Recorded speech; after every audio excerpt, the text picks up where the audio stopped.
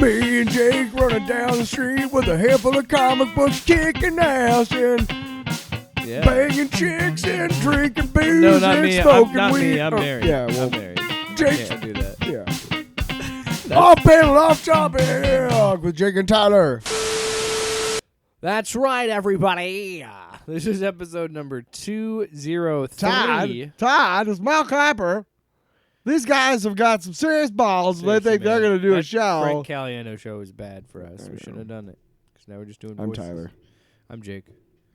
And this is off panel, off topic. I don't really like my voice that much because I just want to be Frank Caliendo. We decided after 200 plus episodes to say fuck this shit and ride off into the sunset. So bye-bye, everybody. Have a great... What? Wow. Didn't even make it a minute Oh.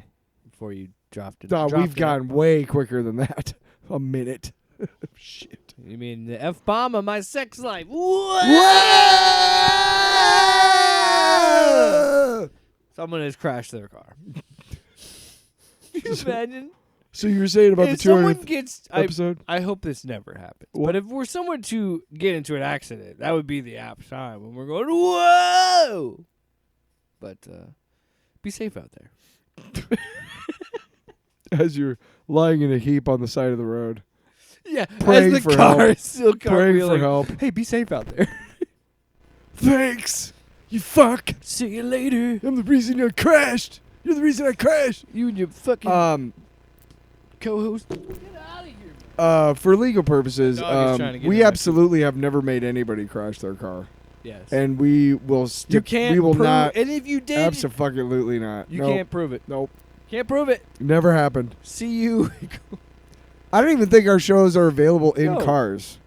There's 7 people that listen to this show, so And I probably know them. Pretty sure they don't have cars. There's at least 2 in the room right now. Just kidding. I don't listen to the show. Me neither. I do too. When I'm on long road trips and I have nothing better to do. You like to listen to yourself? Hey, man, I realize no. hate. I realize how funny we are. I should listen to our show more often because we are fucking funny. I think. I know you're listening There's right a now. lot You're of like, bits wow. that slip through the cracks, the butt cracks. Fuck of yeah, the dude. show. There's times when we I mean, not this show, not this episode. This episode's crap. This is smooth as butter right now. Smooth as butt. What? Tyler, let's mix it up. Yeah, why don't you turn your fucking phone up? Jesus. It's the long box. It's the long. We're starting with the What? long box. Oh Yeah. my God. Right. Let me get mine out of the way. Because you and I had a discussion about this off the air. Mm. We were talking about I wanted to try because we hadn't done long box in a long time. It's because I don't do anything but play Legos and watch Watch Law and Order. So what do you Stuff want for from the me? show? Talk about it then. God. But I wanted to mix it up and kind of talk about things that maybe I won't watch Law and Order, but maybe Tyler wants to talk about it, and maybe there's a book that I'm reading that Tyler always, may not dude, read. I've always got something to talk about. Are you kidding me? I'm a radio personality. Oh, okay. I'm starting. I was gonna get mine out of the way. Oh, okay. I immediately conceded that.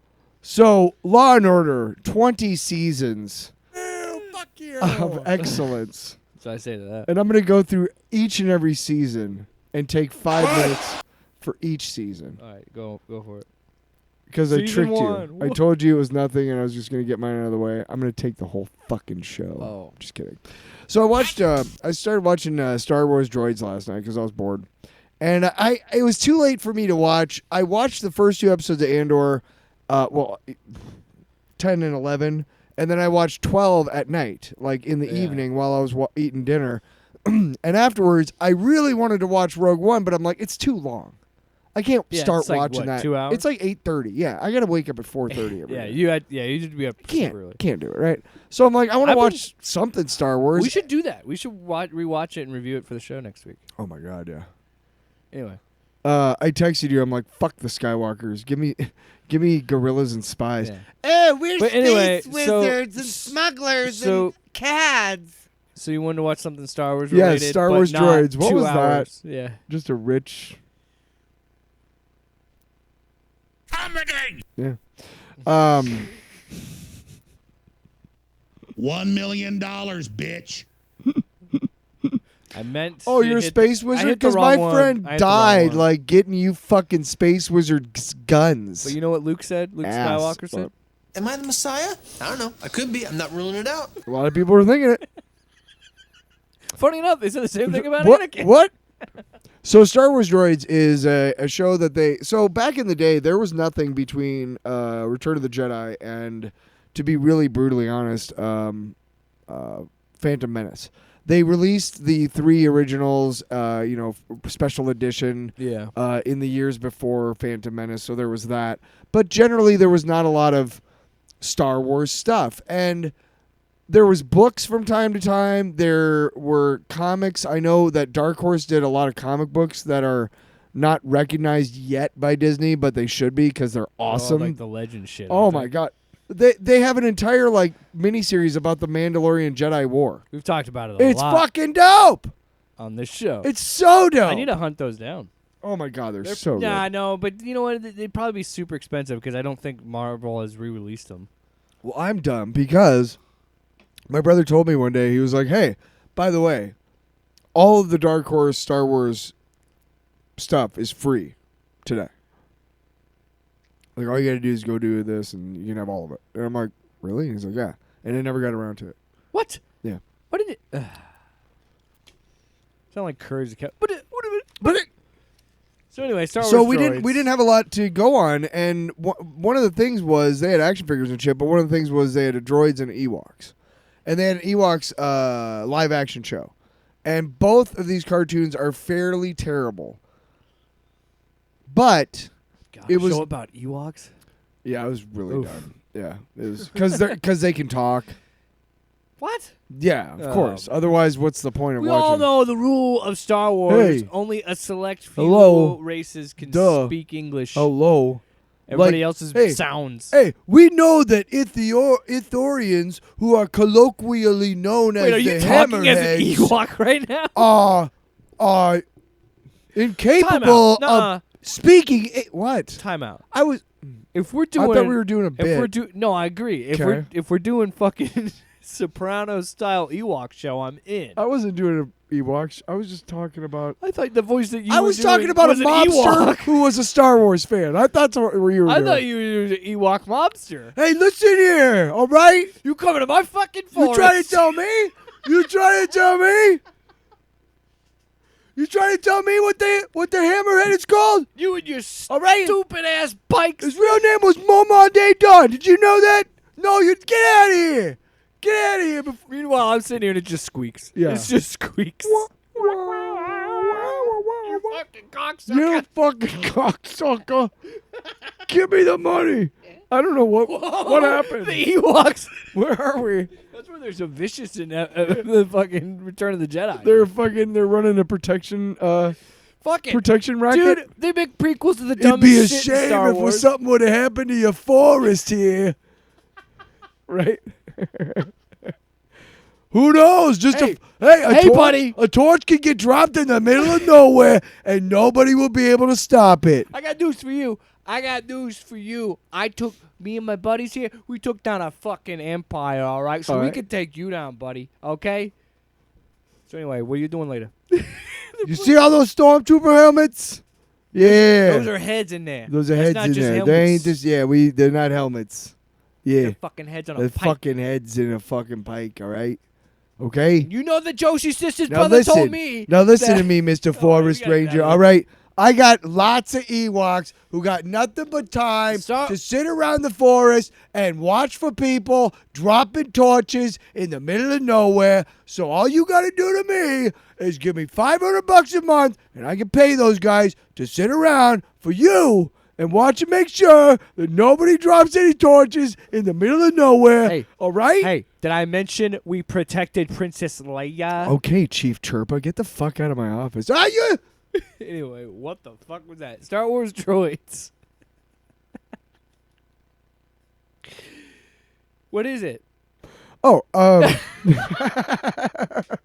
talk about this and then proceed to not talk about listen to me. Woke up No, in so this there's morning. objectively there's 2 seasons, but it's basically 1 season and then one long like 3 episode thing for like the second season. But the idea was that they were going to like every couple of episodes we're going to get new masters. Okay, now it was Lucasfilm. It was Lucasfilm produced, right? It was like proper Star Wars, right? It wasn't like whatever. But I think they want to say that it all happened before Yeah, 'cause A New Hope. But what the problem was is once the Phantom Menace came out, kind of screws up that timeline a little. I mean, there were 18 years between the time that of whatever and whatever. So this is like right before Phantom Menace. I don't know because C-3PO wasn't even built till after the Phantom Menace, right? No, this would have been after. This would have been after. Anakin built R2D2. Right? This would have been after the rise of Skywalker and before A New Hope. Which one did Anakin build C-3PO? Yeah, but in the second one, first one. Yeah. But this series I think was supposed to take place between the episode 3, whatever that was at the time, which was nothing. It was, I have a whole 12-part. No, you fucking don't. Actually, Because the sequel trilogy proved that there was no master plan. Okay. Well, he said that he had one, but Disney chose not to do. Which is thank you so much, you fucking dicks. Maybe it was really bad. I really thought that I wanted to double down on the whole trade war stuff. I wanted to open in a committee meeting. For 35 minutes 35 minutes with some real dramatic, on C-Space. yeah, Instead of C-Space. CGI. So the show is again, it was more nostalgic than anything, just kind of something to watch before I go to bed. But it is it's a fun show. It's interesting. I urge you to take a look at it and go and find the action figures because for some reason, like the R2D2 and C-3PO action figures from the cartoon that are based on the cartoon are way off from what they really look like. Like Really stylized? Well, yes. C-3PO's like joints are like brown and the rest of him is like bright yellow. Wait, yeah, because and R2D2 is even worse. It's just so this came out. Yeah, this came out like right in before 85 Disney? or 86. Oh, 85. Oh, this is like an yeah. old show. I thought this was a show that I told you after Return of the Jedi we had nothing. Were you paying attention? No. No, because I know what you're saying. I was thinking of a different show too because I thought there's a show that has a similar title to that. I'm sorry, I got lost in the Ewok. By the way, mafia. right? No shit. Yeah, that was my fault too. No, my fault. Always blaming Tyler. If you get a chance, it's a fun show to. But yeah, it's a fun show to watch. Maybe 1 or 2 episodes. You're not probably gonna really cheap, right? You're not looking like animation wise. No, they're okay. To be honest, there's a lot of I want to say the same animation house that did like the first Heavy Metal movie probably had something to do with this. And Mobius. Okay, that would make sense. Mobius is a French artist, and he blah blah blah did some stuff that became part of the movie Heavy Metal because it was all based on stuff that was in the magazine. Yeah, and they just right. So they tried to emulate his style a lot in the movie, and I feel like in some of the character every time fucking that fucking episode. Fat awesome rocking tits. My daughter's awesome rocking tits. So good. So amazing. But yeah, good show just for fun. Yeah, you go. See, that's always tricky for me, like going back to shows from my childhood, because it's always like you do have that expectation of like, okay, this was meant for me at that time, so this is a kid's show, and then you also remember a lot of these shows are cheaply made because they had to make so many fucking episodes. The only 2 shows from my childhood are like cartoons that I can still watch are the Alf cartoon and the Mighty Orbots, which was a show on ABC. We reviewed it for this show. It's it's a really good show actually for the time that it came out. I'm gonna sit here and be bored while you do your thing. Wow. So I was going to talk about another book that I'm reading because there was a period where I was talking to you about pitching some ideas for the YouTube and Pitching stuff. some tents. And going back to what we want to kind of do with modern mythology and what we want to do that. And I was reading a lot of books that were not superhero books. If I wasn't, comic books if I wasn't reading it for the show, I wasn't reading superhero books. I was going out of my way to find different genres and, different things. And also, I've talked about Joe Hill on this show. Everybody makes fun of me because I gush about this because he's my favorite author. But I'm on a quest wrong with that. to finish his bibliography, which I still have to finish 20th Century Ghosts, which is his short story collection. And now I'm trying to finish all of his comic books. See, the problem is that you don't understand is while you're reading, he's writing and he's creating. He's got one other book that's coming out, and I can catch up by the time that comes out. And you know what? It comes out on my birthday, so I can read it on my birthday. I know what I'm getting you, a signed copy. Oh, yeah, that'd be awesome. I love you forever. Doesn't he live down the street? Anyway, it's amazing I missed this as much as I love comic books. But he had a long-running series called Lock and Key that eventually had a Netflix show and stuff. But yeah, it was a complete blind spot to me. I'd only read his books for the longest time. I talked about Basket Full of Heads on this show. I just started Great series. Did we review that? I think we did. Or fucking damn well it better. I'm pretty sure we did, and if we didn't, I want to. We yes, should. We did. I haven't put it up on. I'm working on getting all the clips back up on our YouTube. Nice. But I could help you with that. You should, you bitch. Hey. Whoa. Whoa. Anyway. Lock and Key really though is what most people know him for, and I never read the books. And go to a library where they exist, like I did, and luckily my local library had the whole entire series available. There's 6 volumes. I am on my way to finishing. I'm on the last few pages of the final issue. I had to finish to record, but I'm almost done with the 5th volume, and I'm so rabid to read the 6th volume because I am in love with this series, and it kind of blows my mind that I've missed it, and it was such a blind spot because it has all the things that I love about him as a writer, and I honestly do see what people mean. I think it's his most complete work. I think he's come out and said Lock and Key, the series is kind of his magnum opus of something like that. I don't know if he's exactly said something like that, but.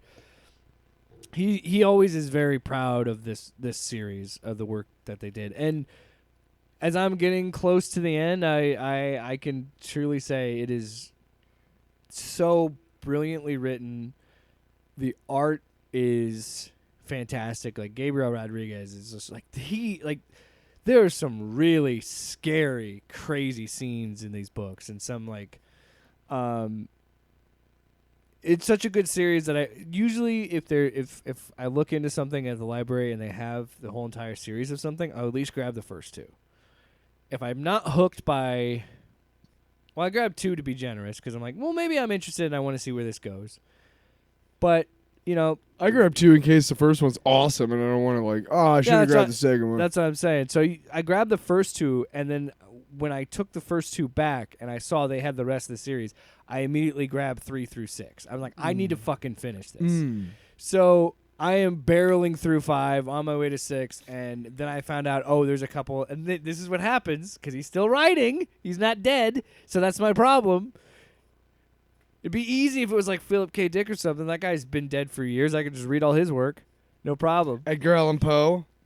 Douglas Adams. There's a lot of dead authors. But no, I had to choose a living one. Good job. But he's also written some other books about in this universe, in this series, and of course I want to read them. And then I told you, I was ooh, the compendium. I want to get all of them. And it's $100 and some. I'm son of a bitch. But it is such a brilliantly crafted book, and it really goes to show, and I'm going to try and break you of this, and and you always give me shit because you're not as invested in it. I don't want to say you're not as invested, but I don't think you're as interested in books that don't involve superheroes as much. I'm not, and to be fair, I am. I'm pretty much a jerk about this most of the time. I'm joking. But really, when you're always joking, it really seems like you actually don't care about this thing you have. And I've read the Heads in a Duffel Bag. What was it called? Basket full of heads. That was a really great series. You should read Plunge. You would love Plunge. Mm. I would read it again. I fucking ate that shit up. I gotta read my book for my book club. But it's not my fault. You committed to 2 things a week where you but read a lot. I love you, and I'll catch up to I you. don't need to be joking about it all the time because again, when you're I'm always well, are you always because when have you ever said something nice about it? And the truth to tell, I don't think I ever have, so I apologize on the air to you, Jake. Yeah, I love you, buddy. It is he does a I still don't give a shit, but I love you, and I'm sorry. I'm telling you, if you read this book, I think I'm just gonna be honest now. I'm not gonna joke. All I do on this show is talk about how amazing a medium comic books are, and how I love them so much. And all I do is shill for the corporate overlords. The possibilities are endless in comic books, and I'm trying to broaden your horizon Listen, with different fucking genres. The continuity is this. You the know what, continuity is king. I'll be right back. Listen, the continuity. He's literally. Are we recording or no? Okay. Well, you're gonna probably that's not. What are you getting? Yeah, that's. I knew that was gonna happen. I feel like your bookcase is gonna fall over. Yeah, it's not very serious. No, it's one of them Target jobs, isn't it? Wow. Sorry, I disrupted the show to prove a point. Well, I grabbed a stack of books where I'm like, pornos. Hey, pervert reading. At some point, type of stuff you hide under your mattress. Here's some things that are gonna happen. We talked about we're gonna read some shit, some of our books. We are going to read the Green Lantern this week. Yes. Or we were gonna review it this week. I mean, after that, we're gonna do all. You want to do all 3 in the next coming weeks? If we only find them, we'll do 1 volume a week. Is fine. And then I say we do at least volume 1 of this afterwards. Or Plunge, your choice. Plunge is just 1 volume. I would recommend that. But the point is, I'm going to broaden your horizons, motherfucker. Speaking of, we won't get there. But anyway, let's talk about broadening horizons. Let's talk about sad stuff. Anyway, Lock and Key's amazing. If you haven't read it, I recommend at least trying the first volume. It is well worth your time. And I got to be honest, the 5th volume is probably my favorite. Because we're really starting to see all the things come into place for this really crazy finale volume that I can't wait to read. So anyway, enough about that. Let's talk about some Star Wars. Let's talk about Andor. No, we don't got time. We do. No, we don't. Yes, we do. You just bitched at me. No, I just wanted to get going. I was tired of you walking over to the thing and disrupting the show and breaking your bookcase. Yeah, what the fuck? No, come on, we got these. We can do them next week if you want. No, we haven't said. Jeez. All right. Do you have? Do we have to do it? All right, 1. We do 1. Yeah, we'll do 1. We do 1. You choose. Hey, we do have it. Glad you enjoyed. You used to like this song. I used to. Everybody knows what I'm talking about. Still do, you liar. In your eyes. Fucking liar. Everybody knows what I'm talking about. I said, hey, what's in my mouth? Everybody knows what I'm talking about. I said, hey,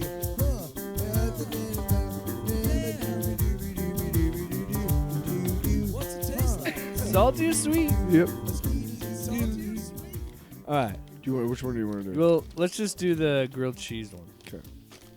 And we'll save this one for next week. So I feel like these are the Lay's ones. What are they, Tyler? Come on. Bacon grilled cheese. Excuse me. Limited time flavors. You know, they do the flavor stuff. We've already talked about. Shut up. We've already. I Fucker. didn't say anything. I You saw made a face, goddammit. We made a face. I feel like we've talked about this before, where those goddamn cowards at the chip company are too afraid of putting a little Dorito sauce on a fucking Cheeto. God. Anyway. Terry. Terry, are you the integrity of the Cheeto will fail, Terry. So these cowards at Lay's. These fucking pussies. Fucking.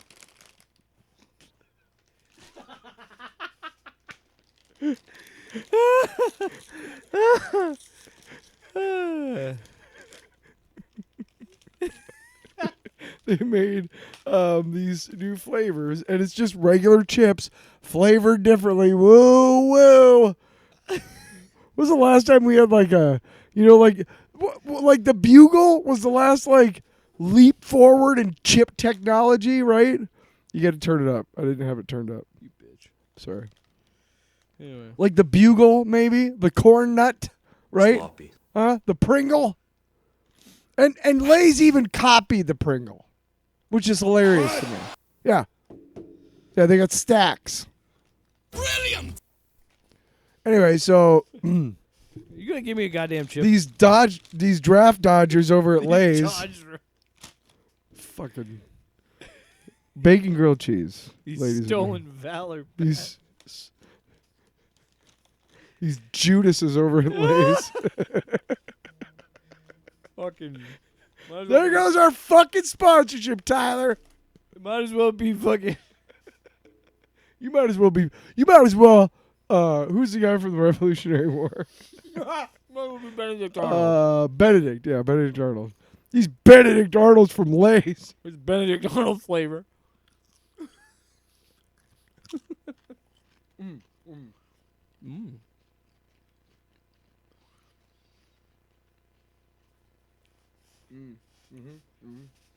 So, You know what my mouth feels like? Having sex with him. wow. That's a hell of a trip. Yeah, I'm almost it.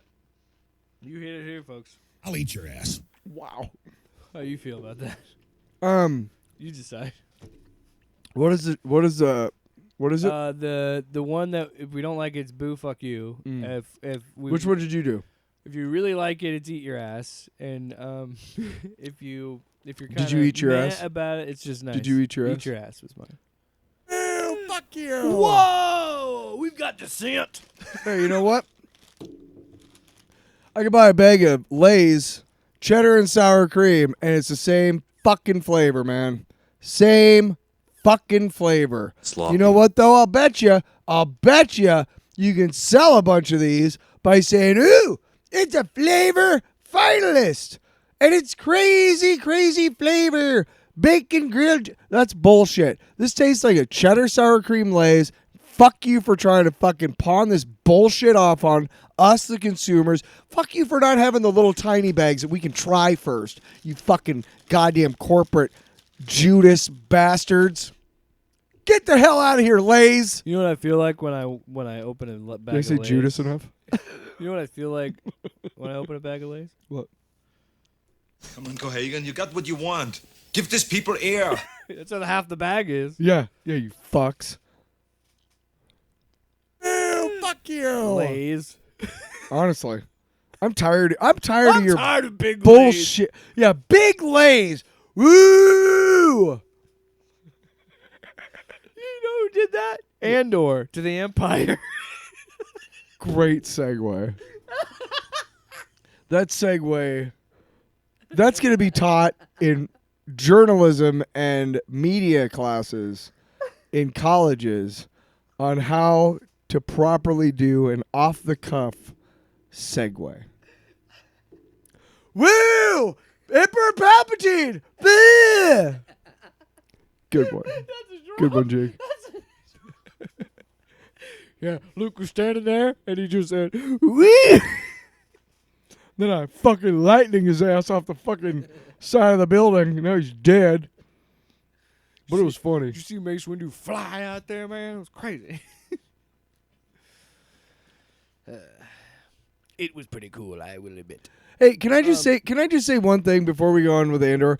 Way to fucking ruin, way to blow the fucking brilliant idea that Snoke was somehow a corrupted clone of fucking Mace Windu, dude. How the fuck do you fuck that up and go, oh, he was nobody? I'm J.J. Abrams. Fuckers. Wow. I fucking am I'm still pissed about the Can we talk about trilogy. Andor, please? Yes. All right. Because this is how you do Star Wars. Yes. Episode 10 was pretty. I'm still going to eat these chips. Episode 10 is. All these episodes are so emotionally heavy, right? But I feel like 10 of these batch of these 3, I think these are all exceptionally emotional, especially the Was end it a of bad 12. batch? Ha!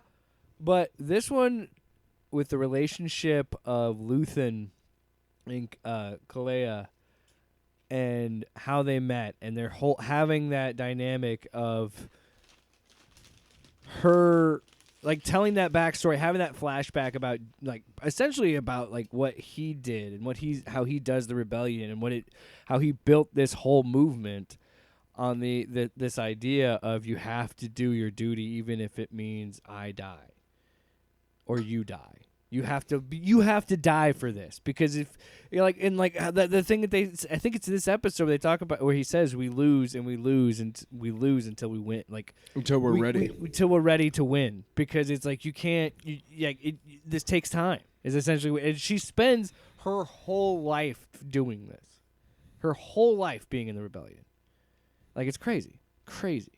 The entire, and I say first episode 10. Yeah. The entire episode is brilliant in the respect that it focuses on Andor doesn't show up, I think, at all. It's all Not in episode 10, no. And to me that's brilliant the way it was told, which is it was linearly them trying to escape and killing that the Empire official, Lonnie Young, and then everything happening with the Empire and Dedra, and everything happening with Luthen trying to kill himself, and going and Clea having to go back and kill him because she knows that they would get the secrets, and she can't afford to let that happen. Yeah. Because she knows that that's not what Luthen wants. Luthen clearly tried to kill himself so that he would not be of use to the Empire. Yeah, he can't. He doesn't want to give them any information. No. Yeah. And they have those systems, Yeah, that's what they're doing. That he literally burned his data and then killed himself. Tried to kill himself. They have ways of extracting shit, you know what I mean? Yeah. So she has to go back in. She somehow does it and escapes, which I think is crazy, and the way she does it is badass. But it is interspersed with her life. From the moment that Luthen finds her. Oh my god. Ugh. How that whole sequence is fucking shot is so genius. And like, fuck me, man. It is so rattling to see, and that's the beauty of this whole thing. The whole series, all of it, is it just takes one person to just say, Stop this. We can't do this. Like it just takes one person to step up and say, not anymore. Like he's literally just pleading for them to stop murdering these people. Like he's just like, please stop. Please make it stop. Like he's like, and then he finds. Listen to how his fellow soldiers talk. There's nothing left to kill. There's nobody left. There's nothing. In the radio chatter. Yeah, there's nothing left. We cleared them out. Like they're fucking pests. It gets crazy. And how that's just shot with the POV of her and having it like that steady cam kind of thing. Like, amazing. Amazing. And it was the whole sequence in the restaurant with the bridge. I don't think we talk about it enough, but the score of this fucking show, man. The whole sequence in the restaurant with Yeah. the bridge, and how he was teaching her to like how to react. He's like, look, and then No, you gotta pay it. You gotta look at me because you're not. Yeah. Like you can't be waiting for that to happen because somebody might notice that you were. Yeah. You gotta act like everybody else. What? Right. Look at me. Don't know that. Yeah. And yeah, just all that shit, man. Just I'm like here's my thing, and like we'll get to 11 and 12 here in a second. Because dude, I was in tears by the end of this shit. Woof. uh, All of it. the thing about it is like you start looking at the Star Wars crew, the original Star Wars crew, you know, Han and Leia and Luke and all that shit. You start looking at them and you start realizing you're like, wow, these fucking like bougie motherfuckers, you know, like, oh, we're flying in Millennium Falcon and we're just we're elite. And I honestly, from looking at the original trilogy and the original trilogy heroes and stuff through the lens of Andor, Yeah. is really makes them look bad. Like bad. Like I know they were the heroes, but honestly, dude, without Luke is a whiny Without- bitch in that without- first movie. oh dude, without Luthen and Andor and Mon Mothma and Organa and yeah. all of the people and Oh my Admiral gosh, man. And this like the level the fucking Akbar dude. The level Admiral, of sacrifice. Raska. the level of sacrifice that's a theme throughout this Yes. show, and seeing that with Luthen make that point. You have to die for this, because there's no going back once you walk through that door. If you're not willing to die, then don't start. You are not ready for this. And that's why when you see all these characters die and it's tragic and it's sad, but everybody keeps going, they knew the risks. This was going to happen. Mm-hmm. And that's why, and then you understand more from episode 10 of why Kalela is such this, Claire. why she is such this strong, confident leader, because she was brought up by Luthen, you know, and just seeing that firsthand. I'd say the most compelling character of the series. I don't really remember her from episode or from the first season, but I do like the journey she takes from episode 1 to 12. You know, by 12 she's, you know, I mean, she's just been broken basically. She's really kind of been the main character this whole time. She's been the one. Her and Luthen have been guiding this thing the whole time. So 10 basically deals with that. Is the Empire finding Axis finally, and the backstory of Clea and Luthen. And then 11 and 12 are kind of together as well, pretty because much. 11 is her getting away and trying to find a way home, and what's going on with Andor and you know, K2 and all those guys and Wilmon and whatever Man, over in when Yavin. she breaks the thing out to get the fucking Right. transmitter. Oh, that was awesome. There's so much cool, like, and it's so tense and everything, and of course 11 ends with the with you know the with a cliffhanger, Yeah. and then it's resolved in 12, and 12 kind of wraps you everything up yeah. before, and honestly you can go right to Rogue One, straight to it, boom. Which we should do next week. Yeah. 'Cause I do want to do that. Because now I'm the first thing I thought to myself after watching this was like, I really want to watch Rogue One. I don't know if I want to go through the entire like. I'm not doing. No, I'm just saying watch Rogue One and that'd be it. Yeah. No, I'll say this. I was so waiting for K2SO to come back. I knew he was going to be in the show at He's some the point. goat. He's the GOAT. So fucking good. Are you? No. Boom. Dude, motherfucker backhanded a dude off a bridge. That's amazing. Yeah. I really liked the way that everything was filmed and shot and written was just great. It just high, you know, a lot of tension, high drama. It just really suspenseful, and just really the whole vibe of the two episodes was just, you know, from there until basically the middle of 12, you're just on the edge of your seat. And then the last half basically of 12 is them getting back from rescuing Clea and kind of wrapping it all up, and it's talk about that. all superseded one. with him walking on his way to the plane Ewing to go to Kafrine, where he ends up. which is where he starts Rogue off in One. Rogue One. Yeah, he kills that guy. Whatever. But- Spoiler. So But I want that fucking jacket. I want to talk about 11, or like. Okay, it's not just 11, but K2SO in this. I love the just just how easy it is for him to beat the fuck out of these guys. Just just the backhanding someone off a bridge. Yeah. No, but my favorite is like when he just shows up and goes, "I've cleared a path." Yeah, I've cleared a path. And then when they're in this ship, and he's just like, "You're welcome."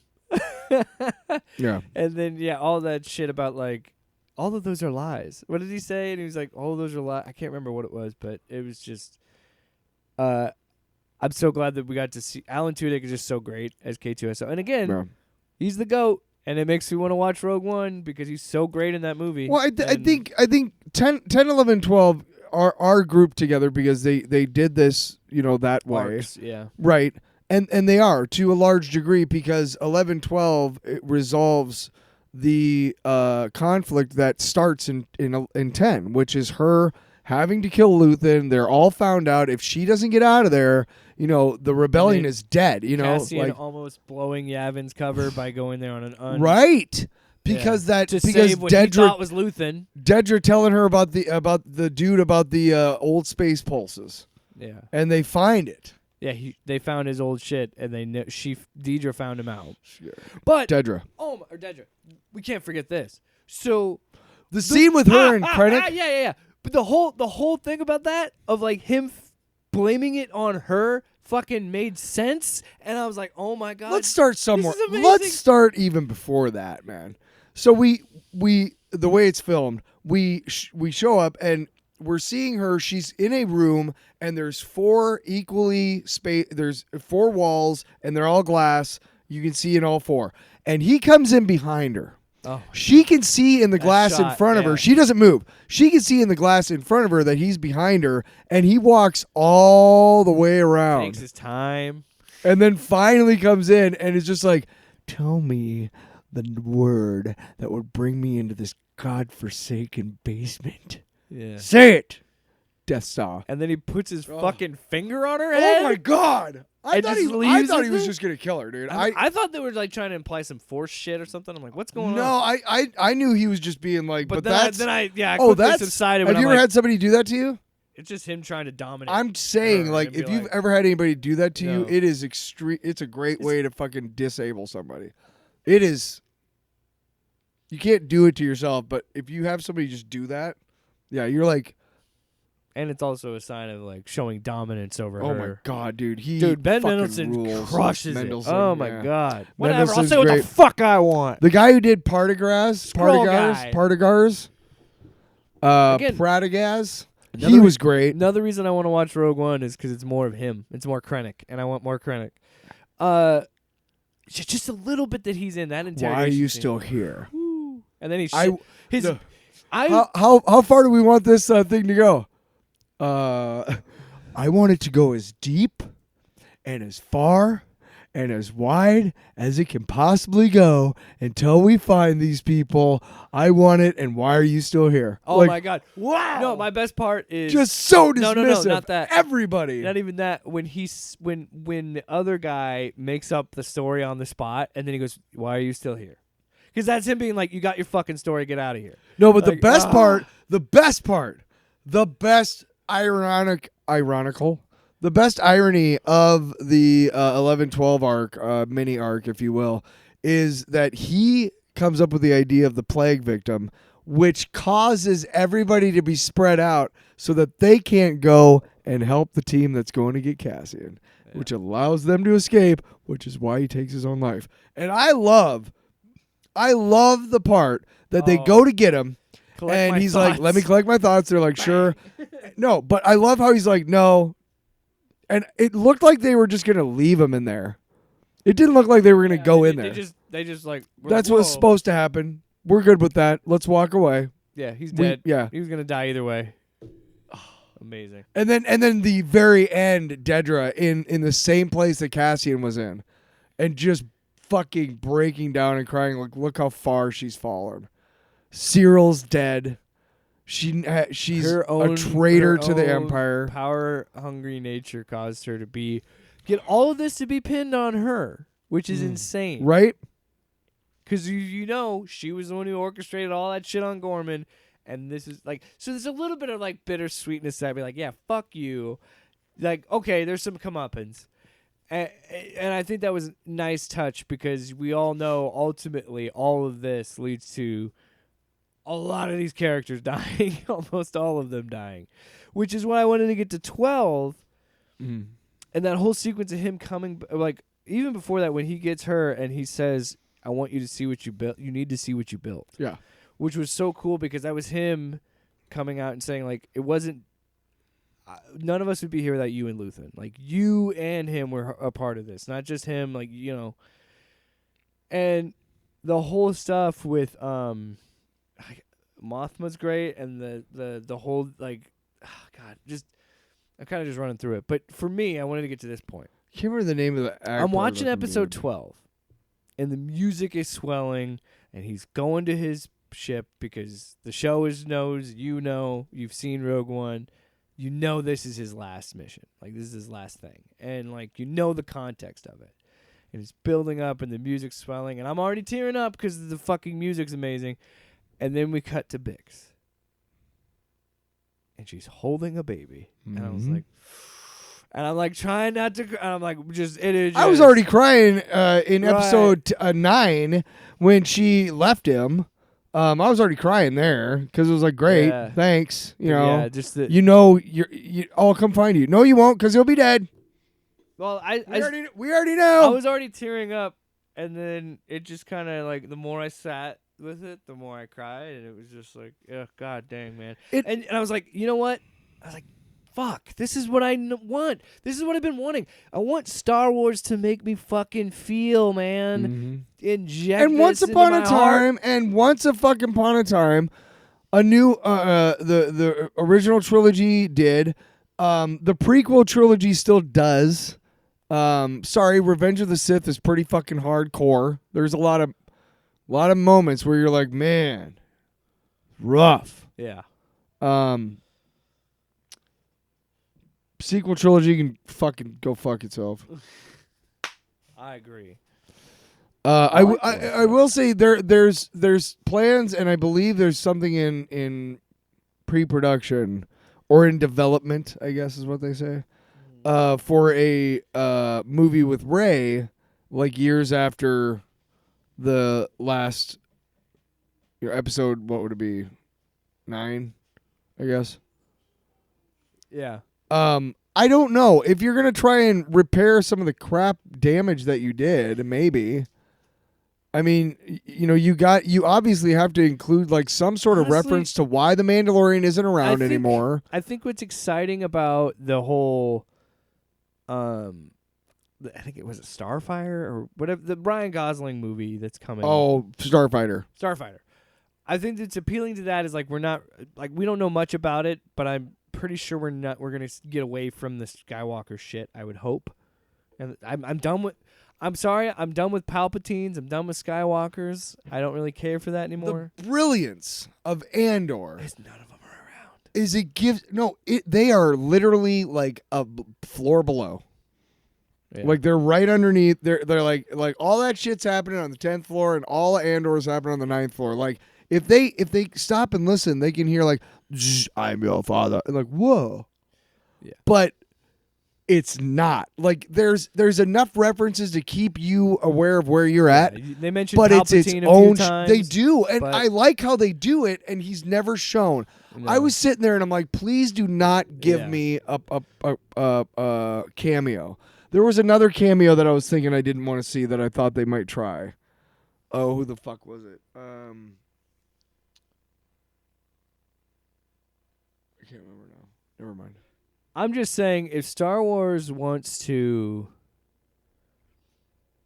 have, and look, Star Wars is going to have problems with the bad faith grifters and fuckheads. That's anything now. Mm-hmm. But I think if Star Wars wants to keep a lot of long fans around, they have to and That make me a short fan. and I think they're already doing that, and I think there's a lot more smarter. Well, I don't know. These are also corporations, so they're all fucking idiots. So the heads are not the people, not people that work at corporations. I'm talking about the CEOs. Fuck them. You know, eat the rich and all.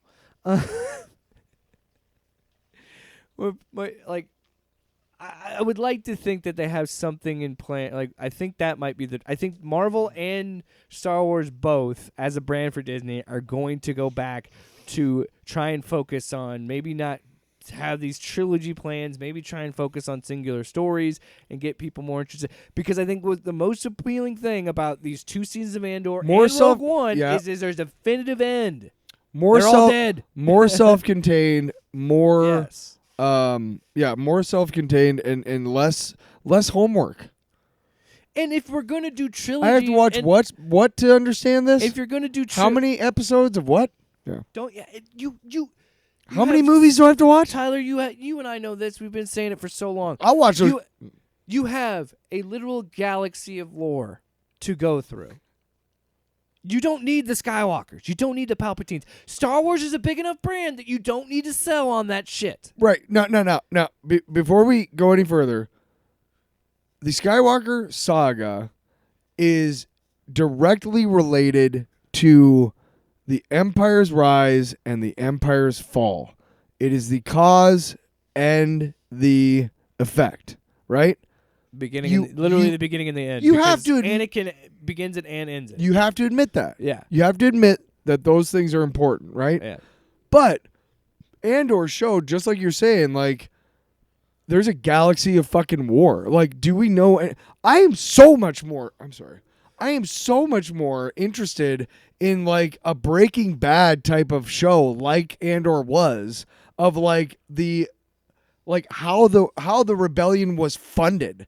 Like when you think about, like, every X-Wing that the rebellion flew was put together from parts. Like, they couldn't buy X-Wings because the Empire would have seen it. Yeah. So they had to route like all these parts for X-Wings through all these different channels to finally get them somewhere, and then these fucking poor motherfuckers had to put these things together and hope they held together so that they could attack the fucking Death. You know what I'm saying? She had to go to a basement of a gigantic building to find a transmitter in a lead wall to communicate and hit and tap Morse code. No, that was in the apartment. But you know what I mean? Those buildings are huge. In those cities, in that safe house, like, come on. Yeah. But anyway, I truly think that's what we need going forward. Yeah. For Star Wars. I love that More self stuff. Like I was just thinking too, like, how are they able to, like, get off? There's a couple plot holes. Like, how is Cassian able to get in and out of Coruscant like that? All right, it's time for the Green Lantern part. You sure of this it's not a break episode. time? You sure it's not a break time? We're way ahead. Are we? Yeah. We're 52 minutes in, bro. That's fine. Let's just do this book and then we'll do the next, because we got 2 Green Lantern books. This will be we'll save the meteor one. I want to take a break. I vote we take a break. Why? Just get through this. All right, this is what I've been waiting for. So this is an unofficial Green Lantern podcast, because if you remember, we started the show with Green Lantern Earth 1, volumes 1 and 2. Mm-hmm. And now we have 2 Green Lantern Those books. were fantastic. Big fan. They're still over there. So now we're going to be, because, I mean, if I got Green Lantern is, I mean, Batman is number 1, but Green Lantern is a close number 2. I'd say Green Lantern has always been my favorite DC hero. And, like, way before even Big Bang Theory, which repopularized, or rather popularized, the Green Lantern Flash T-shirt. Yeah. Because it's, like, the symbol, right? Yeah. I had a Green Lantern T-shirt back in, like, 2000. Like, way back, you know? Because you could buy them, and I wanted one. Yeah. And it was dorky. But when the Green Lantern movie came out, I kind of liked it because it was Green Lantern on the screen. Even though, like, while I was in the theater, I was like, this is terrible. This is awful. I can't believe I'm watching. I mean, it wasn't like you watched it and was like, whoa, and then you were driving home and like, oh, that kind of sucked. If we ever do a commentary episode again, I would love to do it for that movie. We should. We could try and figure out what happened, where it goes wrong, right? But I think know where it goes wrong. Where? The beginning. I'm kidding. It goes wrong when he comes back to Earth. Yeah. Like that's when I stopped caring. Because I'm sorry. Which sucks because what's his name is great as Parallax, Can I just say something? but it should have been a different Can I movie. just say something? What? Can we make it that like, first of all, Earth has like 5 Green Lanterns. Like, come on now. Can we just all agree that the Green Lantern should just be something that exists in space and is only called back to Earth when he's really needed by the Justice? Like, I don't mind him being on the Justice League, but like, Green Lantern isn't exciting on Earth to me. He's better in space. He's always been better in space, in my opinion. Like, there's obviously good stories about Green Lantern on Earth, but he's always been better in space. So maybe that's one of the reasons I'm not connecting with absolute Green Lantern. But you and I both, look at me segueing like a motherfucker tonight. You and I, Write a fucking book. It's a clinic. You ever watch a football game and like it's just like this guy is putting on a passing clinic. yeah. Jake's putting I on. mean, you know, Checking your fucking phone. I mean, some could say, Fucking douche. some could say Oh wait. that. Oh, yeah.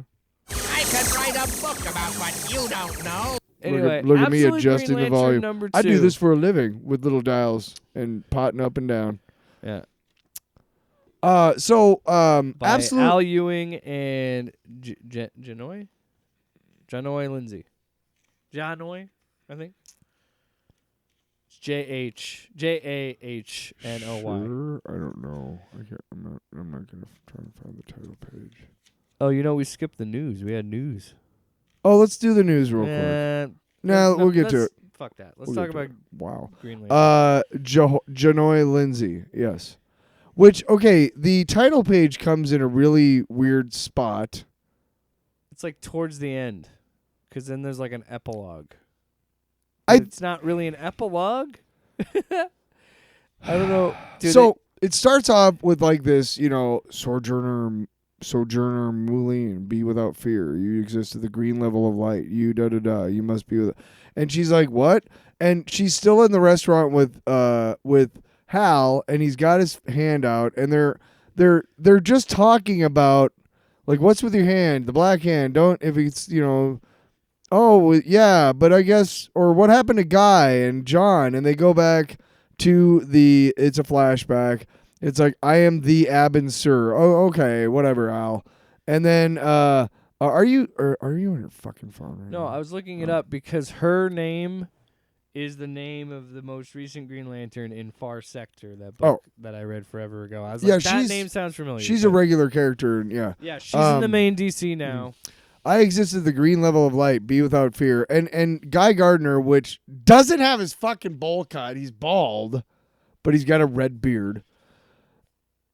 It's just the whole interaction between the alien and the cops just makes no sense whatsoever. Guy is eventually just erased. I'm like, is And that they're- an and the- homage to him getting like one punch? And the screaming started. Batman? The Guy Gardner has been judged. Judgment is in progress. Be without fear. And then they start firing at him, and just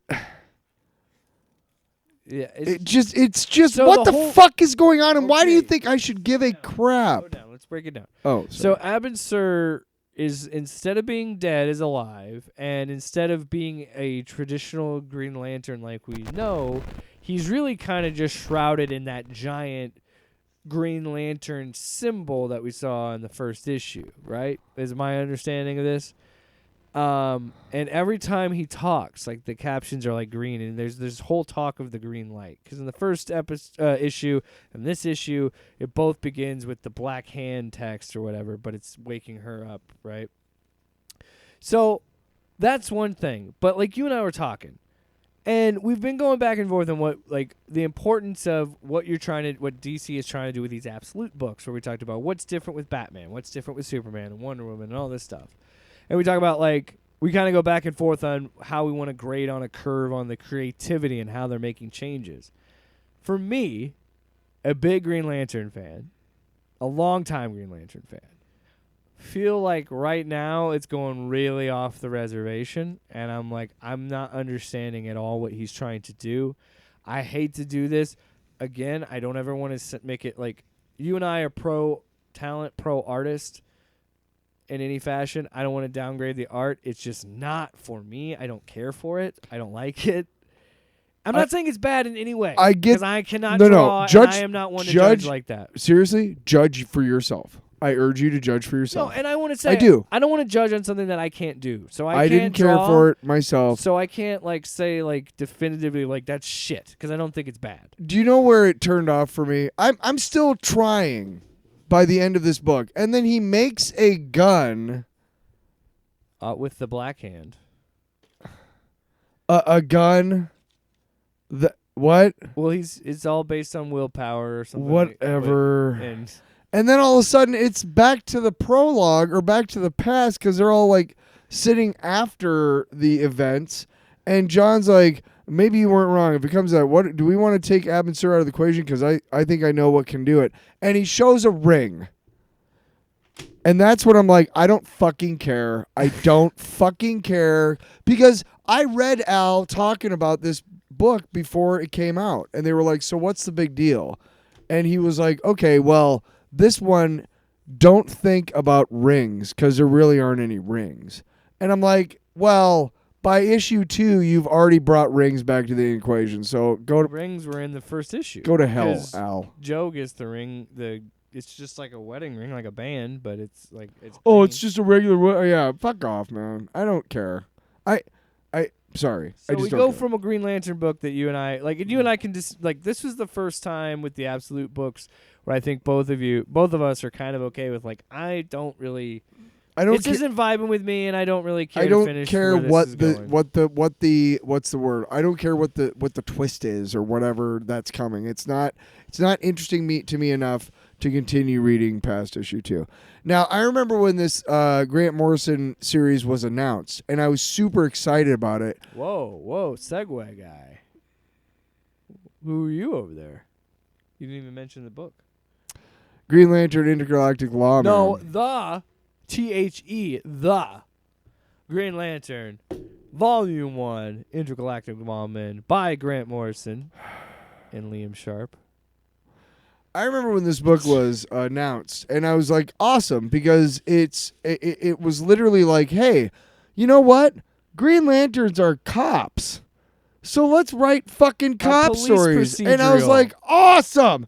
And I never got around to it until like the last issue of season 2, which would effectively be 24. This volume is volume 1 through 6. And can I say that it is fucking crazy and out there and bonkers as fuck, and in all the right ways.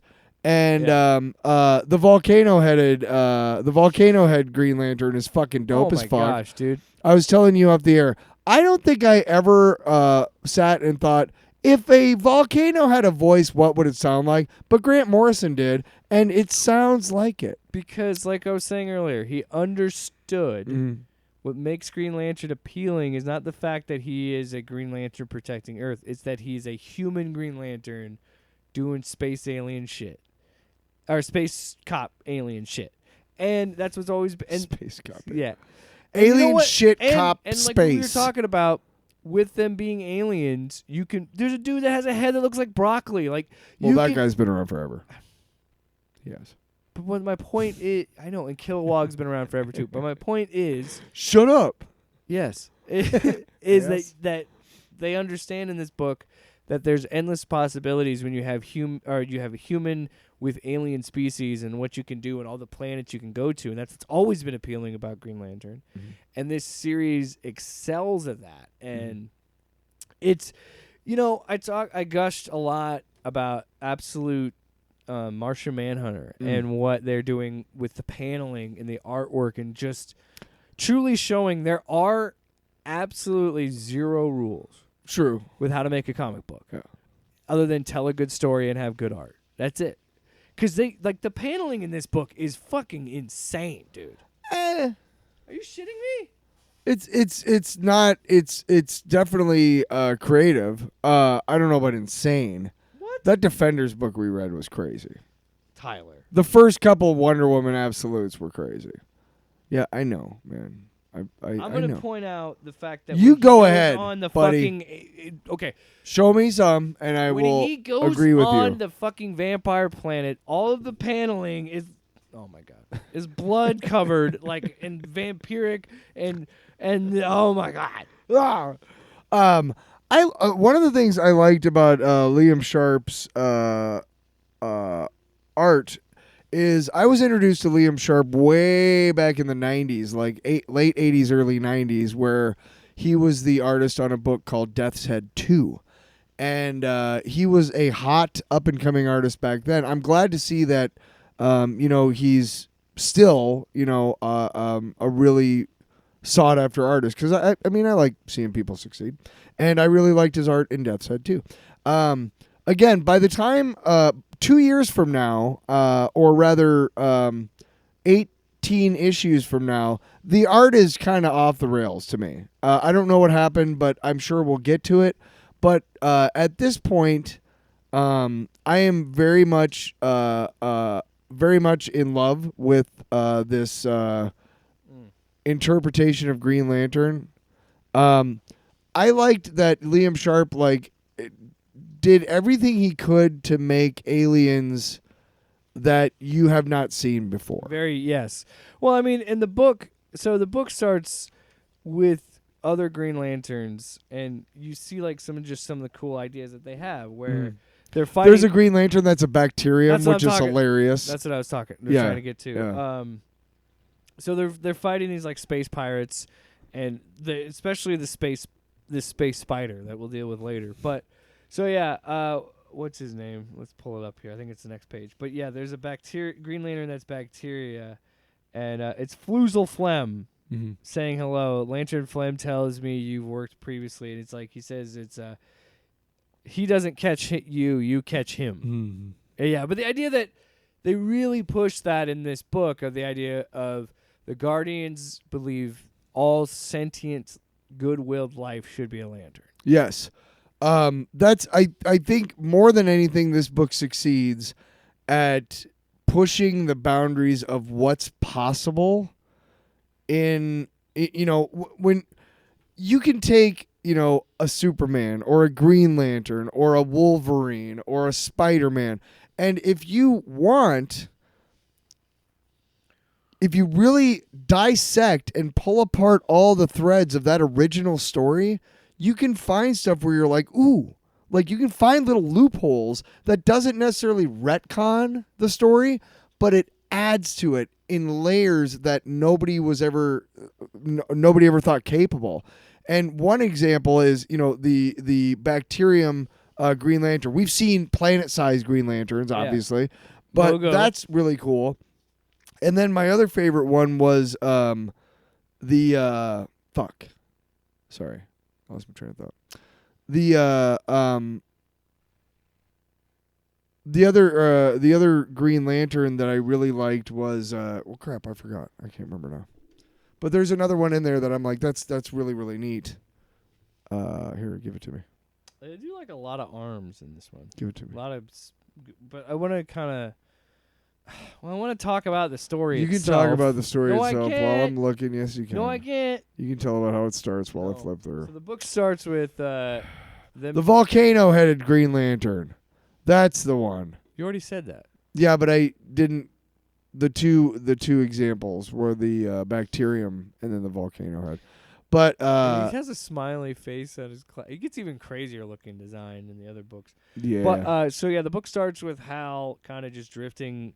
Like we normally see Hal Jordan when he's back on Earth. He's kind of just drifting in nothing. He's in and out of jobs, can't hold a job. Well, he's a murderer many times over at this point in the DC universe. He's been parallaxed. Oh, God. That reference later in the book. Mwah. All right.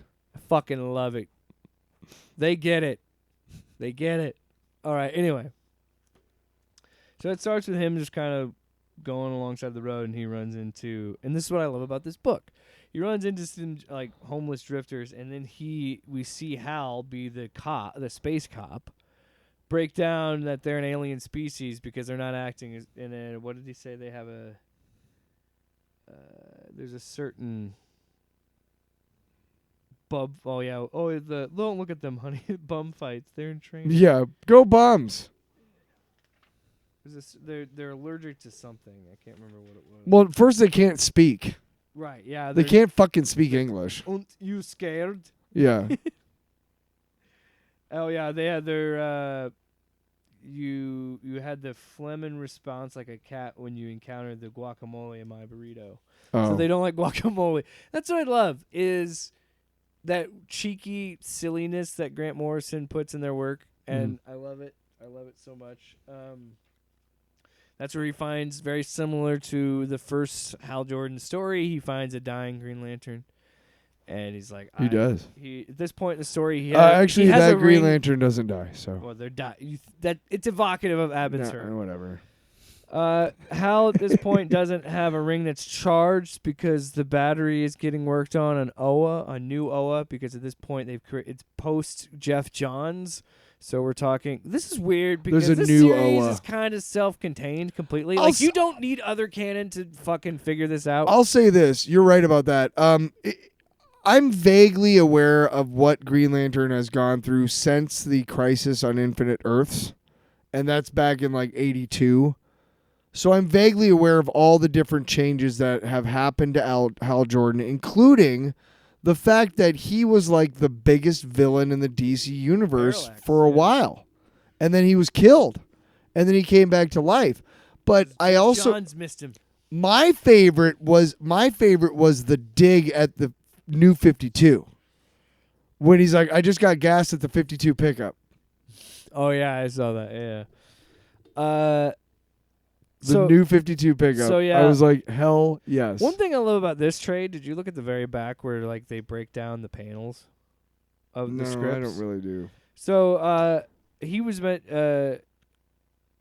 so it has like Liam Sharp's captions and it has Grant Morrison's captions, and Yeah, they a were lot. talking about how they were trying to get as much. The very first issue, both of them wanted this to be like evocative of a lot of Green Lantern books, and this whole series is like a big love letter. To Well, Hal Gil Jordan. Kane is the consummate.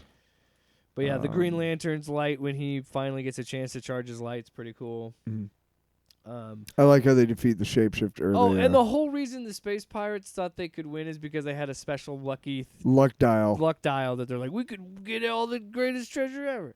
So Hal shows up, stops them, and arrests them, which again I love that he just shows up with a giant hand and like just some of this art, like the paneling, like this is what I mean by the paneling is awesome because you don't see a lot of this.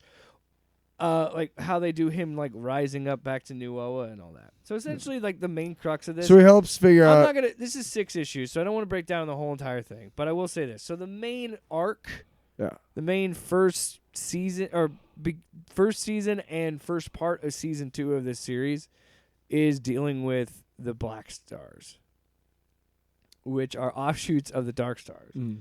And throughout these but, 6 like, the issues, Book of Oa shot. Come on, come on, look at this.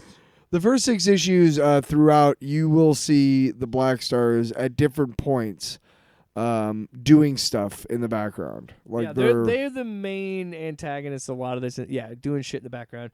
So the next issue is Hal doing, and not a lot. This is what I'm talking about.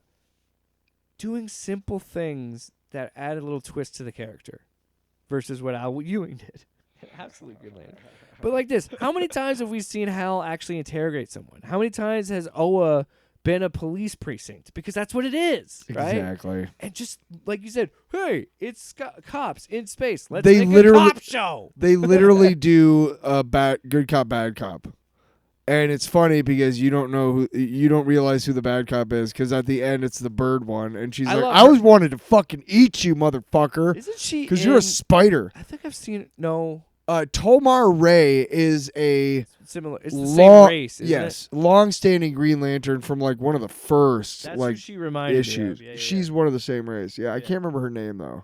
she's good. I like her. Like she's funny. Yeah, because when she goes a big ape part. shit on this spider, Yeah. is awesome. But every once in a while, I don't know if you noticed, but outside of her word bubbles, there would be like a squawk because she's a fucking Because- chicken. Because Grant Morrison is a sucker for fucking alien language.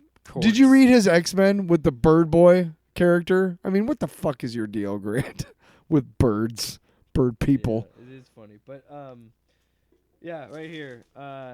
What happens to be a suspect in the murder of a Green Lantern officer? Yeah, you just see like the onomatopoeia.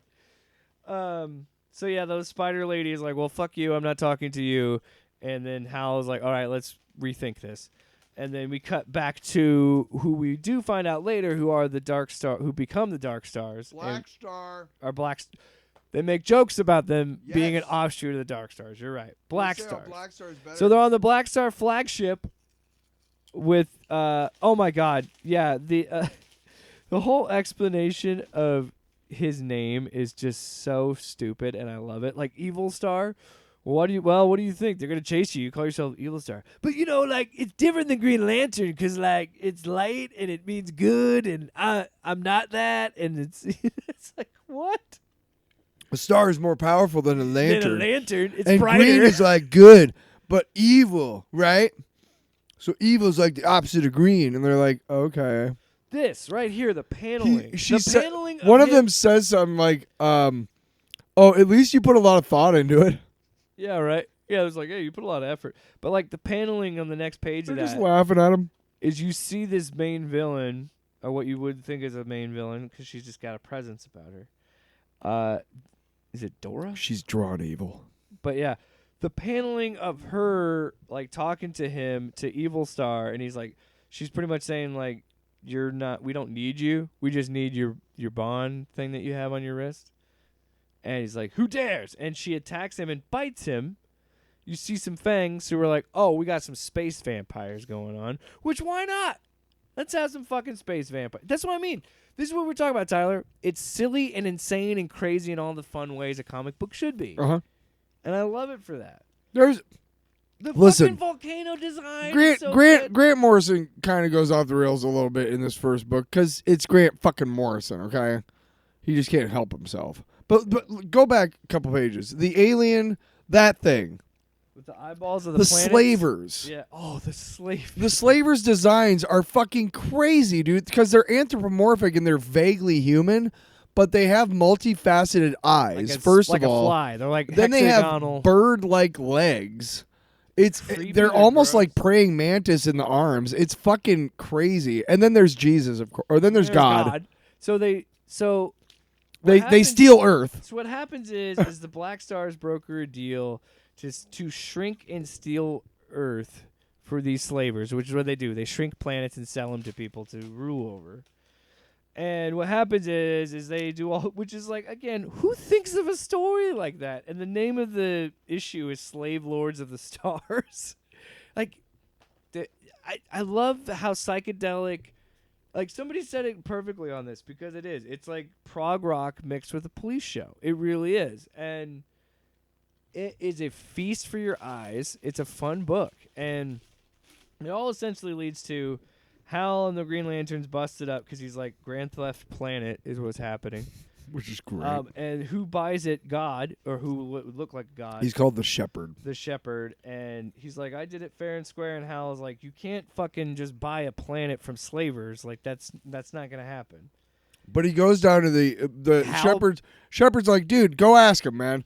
So he goes down, and first Everybody- person he sees is Tom, which was known he was known as the very pie face in the original fucking comics, but they've since understood how racist that is, and so his name's Tom. But my favorite part of this bit is how Oh, yeah. true to life it is. Uh-huh. Wait a second. So you're just gonna fuck future generations so you can have powers now? Yeah, we have powers. Oh, yeah, I got to point that out. When they got shrunk, they're intoxicated by this whole thing, and they get powers, so they're okay with it. They're okay with being enslaved. No, they're fine because they know that like 4,000 years from now It's not their that they're problem. gonna eat everybody. Yeah. But they're like, we don't live that long, so I don't give a shit. And they're like, you're okay with that? They're like, yeah, we're fine. We got We don't give a shit if superpowers. they die. We get superpowers. Yeah. So the best part is the Shepherd's like, go ask him. So then Hal like shoots down as like a shooting star, and it's just his head, and he's like, yeah, under this artificial super sun, we all gain incredible powers. It's that simple. So they're all like Superman, superpowers, and people are buying into this, and they're like, yeah. So yeah, and the paneling is crazy. So then he goes back on Earth, and he's pretty much like, yeah, this is who the Shepherd really is, and it's gigantic evil-looking, disgusting alien. It's going to take like 4,000 years to gestate, but he's going to eat everything and destroy all of you. He eats planets. That's what he does. And they're like, yeah, we're cool with it. We'll be dead. And it's just, it's so good.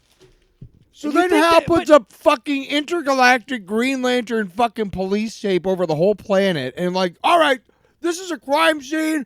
I'm arresting every one of you. You are intoxicated by, it's fucking classic, dude. Yeah. All right, you guys can't make a decision for yourself. I'm going to put you all in jail. And it's just like, it's really funny because again, treating it like a police show almost. And having this moment after all this happens, the slaver's still alive, and he says, "There is that which is weak and is prey, and that which prays and is strong." Yeah, I get it. Let me ask you a question. Which word are you? And he shoots nails into this fucking slaver and kills him. And then has the cop response. You all saw it. It was self-defense as this guy has glowing green nails stuck into him. And how fucking prescient is that with us right now thinking about Derek Chauvin being fucking pardoned? And then, we deal with it later where Hal gets arrested. And Hal has to do with it. And I want to point something out. What I love about the writing of the next issue after this is it's one of these issues where it's telling you what's happening with a different narrator. But as I was looking, and it's an alien with 4 arms, and he's drinking a beer, and he's talking to this other person this whole time. I'm like, that's Hal. I'm like, it kind of looks like him. And then the reveal of it actually being him is actually pretty clever. So he goes back and talks about when they fought this like world-eating... The Sun Eater or The something? Sun Eater, yeah, which is what the Black Stars are after. And he talks about that story, and it kind of just leads to him abandoning, saying, like, I want to leave the Green Lanterns, and I want to join the Black Stars. I'm done doing that. And she's like, I don't buy it. And he's like, prove it, or like, I'm here to prove it. So that's where we go. Okay, well, you got to kill Adam Strange. No, hold on. We got to go to the Cosmic Vampire's Beautiful Daughter. Oh. That issue where they're on the planet Vor. Mm-hmm. I just got to say, though, I love the panel design of the red outline that looks like blood, and just the motif and the like leaning into kind of like gothic horror stuff in this. Like, this book just goes it makes sense and it adds up, but this book goes so many different directions in so many places, and then it kind of all comes together, and I really enjoyed this issue a lot. The bonging and the sounds, and my favorite part of it is when he finally, like, it's all these trials. He has to fight different things to get a piece of the Black Star armor to become a Black Star. Very video game. 3 pieces, 3 Fights this 3 giant sacrifices. sand, this bloodworm Maggot. leech thing. It's a maggot. You're a maggot. And then the big reveal is we find out why is Hal Jordan really doing this, because we all know as the reader, Hal Jordan. Oh, my favorite thing about this too is she keeps trying to talk about fear and all of this, and he's just like, bitch, I died. And they address it in this book, I became the nastiest villain in the DC universe.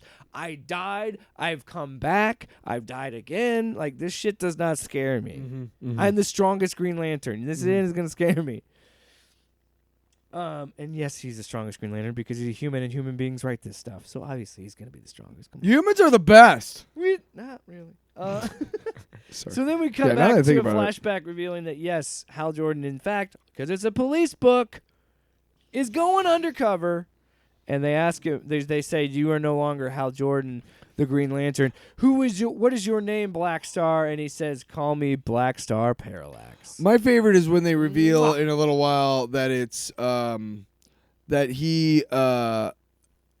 they were like, we know who's going to betray us. It's you, Hal. Towards the end of the book.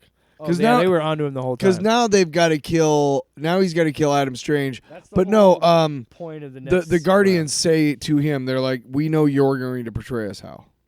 Also, I think I need to read more Adam Strange. There's an Adam Strange book, Strange Tales book that came out recently. I want to read because Strange Tales was a Marvel book. Strange Event. You know what I mean? Strange Adventures or some shit. But I don't know enough about Adam Strange, so I didn't really know much about. He's not really a prominent. Yeah. But I don't really know much about him. But the whole planet I'm a Rand Chanel. thing is kind of cool. He's But- got a thing called a Zeta Ray or something like that, which transports him instantaneously from Earth to Ran. He's got a wife and kids. On this planet, yeah. Yeah, but he's whatever. So anyway, he's forced to. He appeared in the Krypton TV series. He's forced to deal with Hal, and he's pleading to Hal, like, I don't know what's going on, what you're trying to do, but please stop doing this. And they spin, they shoot. Hal gets nicked in the neck, but he gets Adam Strange in the gut with the band thing they stole from Evil Star. Mm-hmm. He hits him with that. He dies. How dare? What kind of evil are you? Also, he shows in a sign of goodwill. He shows him the power. He's gonna give him the ring and like to show his loyalty and all that shit. But Moo, the guy that's been running this whole thing, who's been running the Black Stars, is like, you're gonna betray us. Like you said, we know you'll betray us. We know you're gonna do this. Yeah, we know you're undercover. But he and shit. reveals if you kill me, you kill everybody because there's a U-bomb that's going to kill everybody. My heartbeat stops. So you can't kill me. So he's like, oh, shit. But then Adam Strange comes in, guns blazing, because we find out that inside that blast, he was protected. It was a trick. It was a trick the whole time. Hal never killed Adam Strange. No, because you can't kill Adam Strange. So Adam Strange was about to shoot him, and Hal says, don't shoot him. And he stops, but his wife doesn't. She's like, get the fuck away Wife from takes my kid. him out. Yeah. Blows the guy's head off, which, oh my gosh, the shot of his head just kablam. Like, that was awesome. Like that on the steps. So now Hal's got to sacrifice himself to save everybody. Because that U-bomb's going to go off and kill everything on Ran. And yeah. Everything, like in the universe. A U-bomb. So he does just like, they're like, what does he say? Do not hesitate, Hal Jordan. Do not falter. Result, total annihilation. And he's like, total annihilation, total annihilation. That's what the ring keeps saying, total annihilation. And he's like, lucky for you, I have we're diverting all the power you need from central battery reserves. Disarm the U-bomb. Now you tell me I have a better idea. And then we just see, like, at the end of this, he saves Ran, and there's, like, this giant, weird green power ring in space, but it's also translucent, and on the inside is like the surface of a planet. So now it's getting really fucking weird because I'm like, did he just go into like a different plane of reality? Yeah, because the dude he's talking to is clearly an offshoot of Mr. Mxyzptlk, which is the fifth dimensional elf imp that keeps fucking with Superman. What's his name? Merwidden? Yeah. I believe so, yeah. And but clearly to me that's the same type of guy. And that ultimately does lead to everything else in this series because that will this he goes through all this to defeat the Black Stars, and then this also him being in this dimension triggers the Ultra War, which is like their his like multiversal end to the series. But yeah, I loved the Green Lantern. I've had it for a while. We just had taken forever to review it on the show. Yeah, it's like I said, it's the crazy, insane, fun things that we love about comics, and also the superhero shit we love. Which is surprising that I don't like more independent comics, because when you really think about it, there are enough constraints on the big two, Marvel and DC, that there's comics out there that are doing some crazy shit because they don't have those restrictions and whatnot. But when you get somebody like this who is able to take an established character and make it fun and fresh and exciting, that's a talent in itself. Yeah. And yeah, I love that book. Love that book. So next week we are going to begin our 3-week review sesh on We Only Find Them When We're Dead. Oh wow. We Only Find Them When We're Dead. The Al Ewing independent book that we have all 3 volumes. So and I can't, I'm just shitting all over his absolute Green Lantern book, and he's still one of my favorite still writers. A great writer. I just come on, man, give me something more. Excuse me. I want to make a point. I fucked up because we were gonna read the whole You series. fucking dick. Oh, I accidentally got season 2, volume 2, instead of season 2, season 1. I didn't know there was 3. I thought there were only 2 volumes. I didn't know there were 3. There's 4.